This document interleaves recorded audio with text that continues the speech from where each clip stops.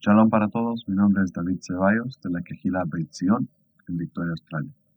Este estudio es principalmente para mis hijos, pero lo estoy haciendo de manera pública para que sea de beneficio para todos quienes escuchen. Estoy dividiendo el estudio en temas para formar un argumento. Estaré utilizando en términos en hebreo y daré traducción y explicación según sea la necesidad. Bueno, con toda esa introducción, aquí entonces entra el Goel. Versículo 23 al 31, dice: Pero la tierra no debe venderse sin derecho a reclamo, porque la tierra es mía. Ustedes no son más que extranjeros que residen conmigo. Eso lo dice todo. Por toda la tierra que poseas, debes proveer para la redención de la tierra. Si tu paisano está en estrechez y tiene que vender parte de su propiedad, su redentor más cercano vendrá y redimirá lo que su pariente ha vendido. Si un hombre no tiene a nadie que redima por él, pero prospera y adquiere suficiente para redimir, computará a los años desde la venta, le reembolsará la diferencia al hombre a quien se la vendió y volverá a su propiedad. Si le faltan suficientes medios para recobrarla, lo que vendió quedará en poder del comprador hasta el jubileo. En el año del jubileo será liberada y él volverá a su propiedad. Si un hombre vende una casa de vivienda en una ciudad amurallada, puede ser redimida hasta que haya pasado un año desde su venta. El periodo de redención será un año.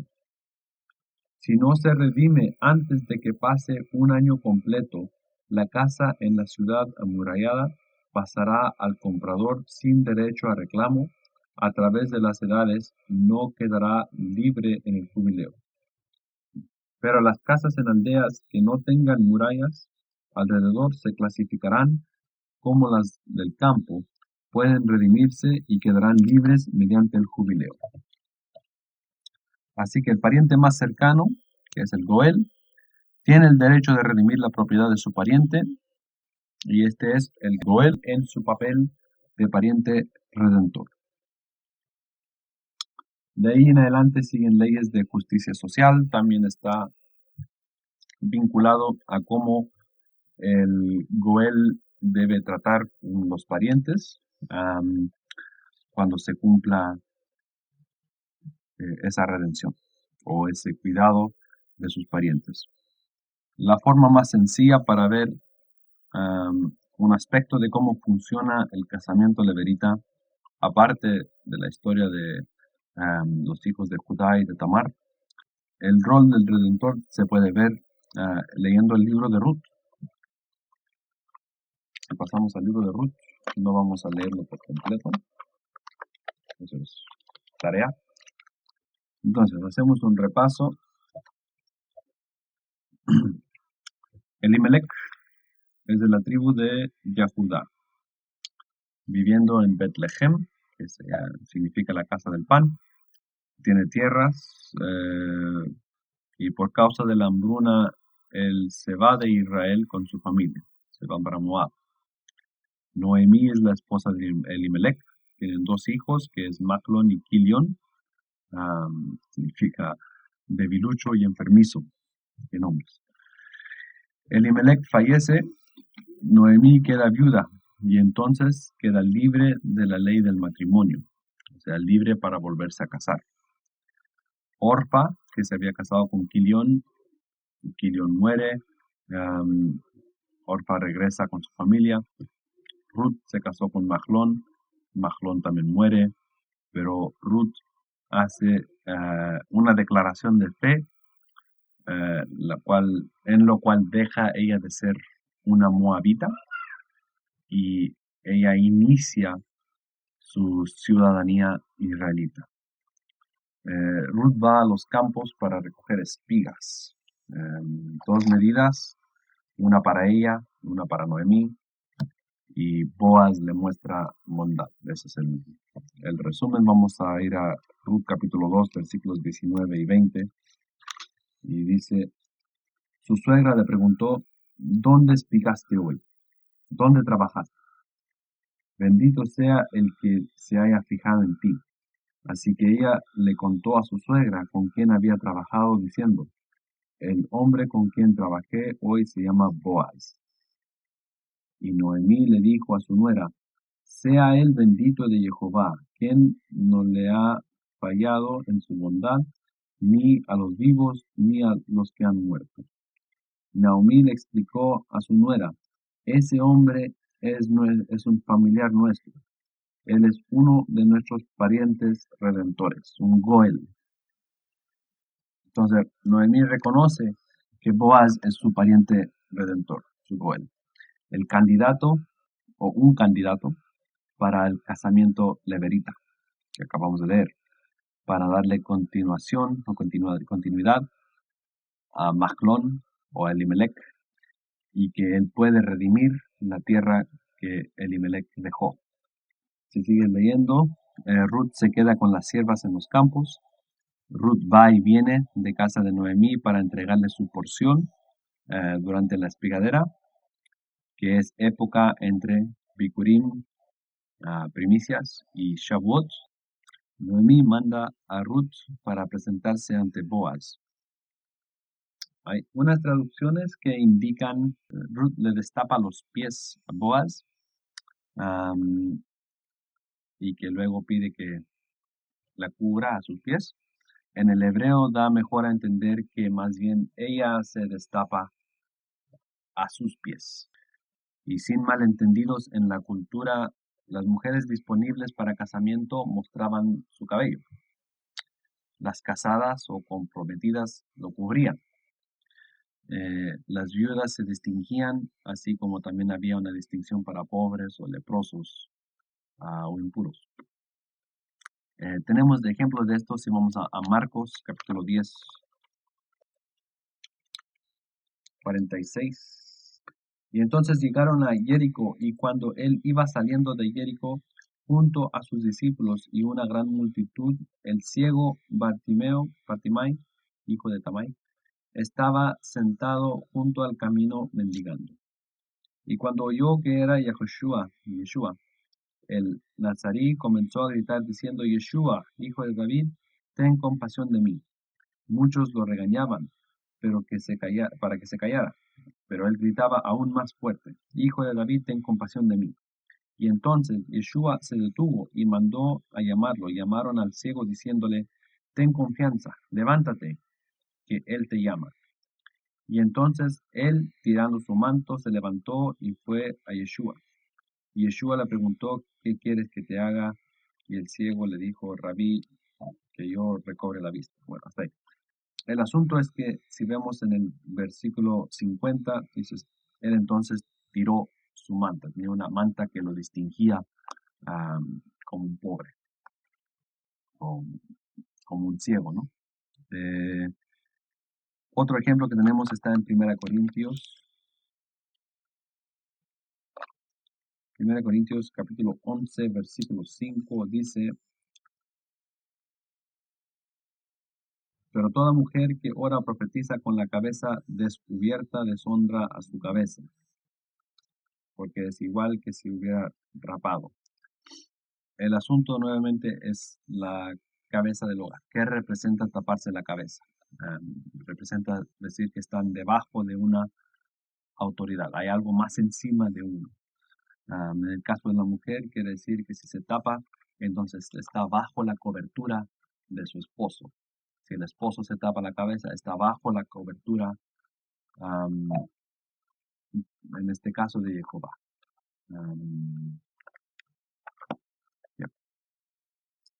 Y esto es la estructura de jerarquía que Jehová estableció.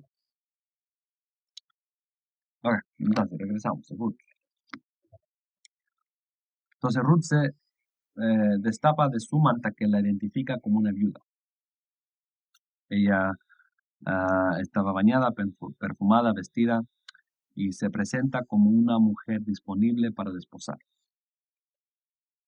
Entonces, Noemí la instruye, Noemí le da Torah, le da instrucción, le dice qué hacer, cómo buscarlo, cómo encontrarlo, cómo acercarse, cómo prepararse, qué decir. En un nivel espiritual de la historia, Noemí funciona como Israel, o la tribu de Judá en este caso moderno, que nos da, ha sido el portador y el guardador de la Torá y que nos enseña cómo encontrar a Jehová, cómo acercarnos, cómo prepararnos.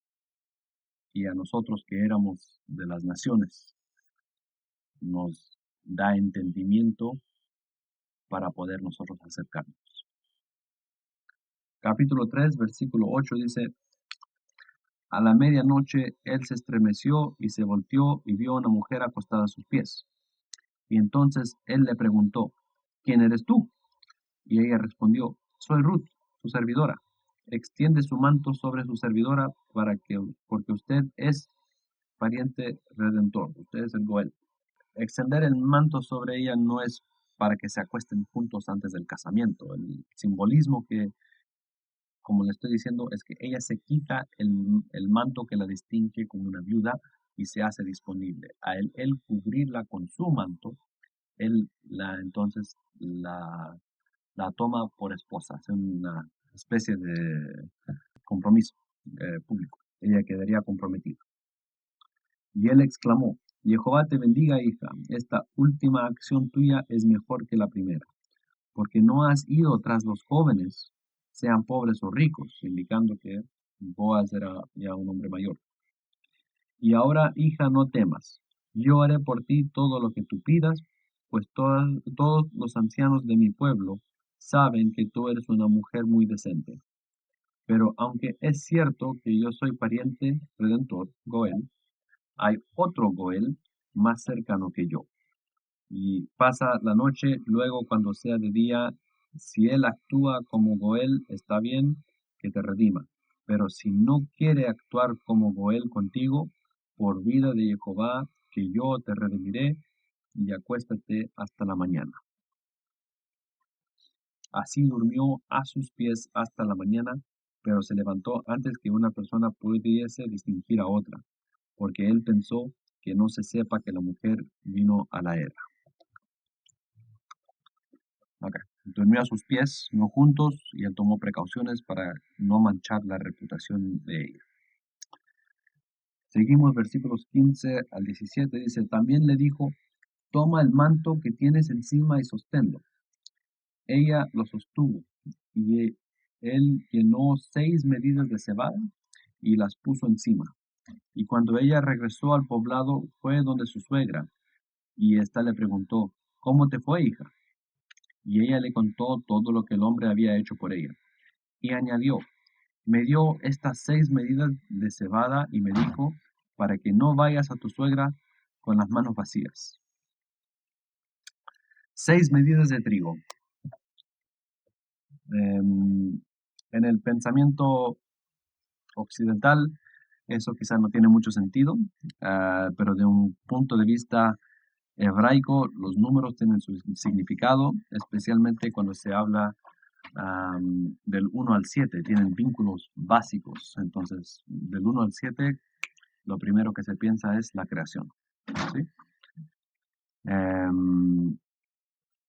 6 días trabajó Yeshua para hacer la creación y en el séptimo descansó. Y entonces aquí el dibujo que Boaz le está mostrando a Noemí es 6.